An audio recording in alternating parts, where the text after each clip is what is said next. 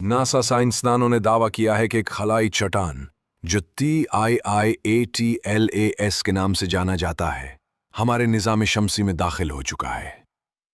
साइंसदानों का कहना है कि ये कोई खलाई आम चट्टान नहीं है, बल्कि दूसरे सितारे से आने वाला इंटरस्टेलर चट्टान है।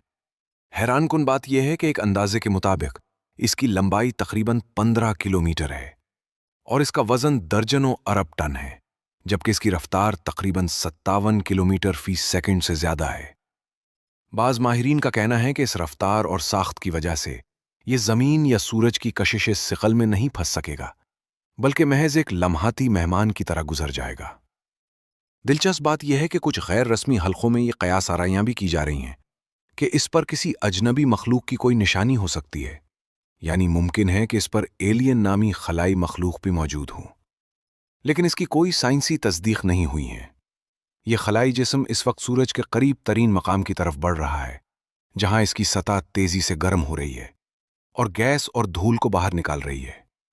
नासा, यूरोपीय खलाई एजेंसी ईसा और दीगर बैनुल-अक़वामी इदारे दिन रात इसकी हरकत, साख्त और तापकारी के असरात का तज्जिया कर रहे हैं। अगर ऐसी चट्टान जमीन से टकराए तो अंदाजा लगाया गया है कि इसके फटने से इतनी तवानाई निकलेगी जितनी लाखों एटम बम बैक वक्त फटते हैं।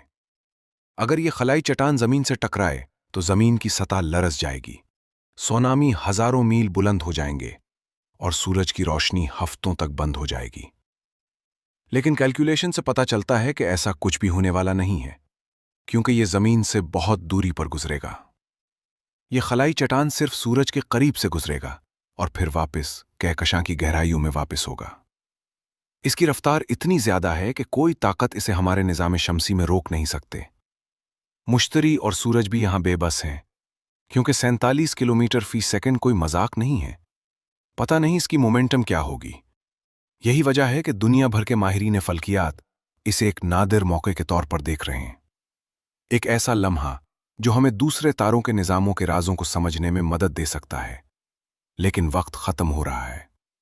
जैसे जैसे ये अजीब मुसाफिर करीब से करीब तर होता जा रहा है और जल्द ही ये हमारे आसमानों से हमेशा के लिए गायब हो जाएगा। अगर आपके साथ एक अच्छा सा टेलीस्कोप मौजूद है तो आप इस पुरसुरार चट्टान को पाकिस्तान से भी देख सकते हैं।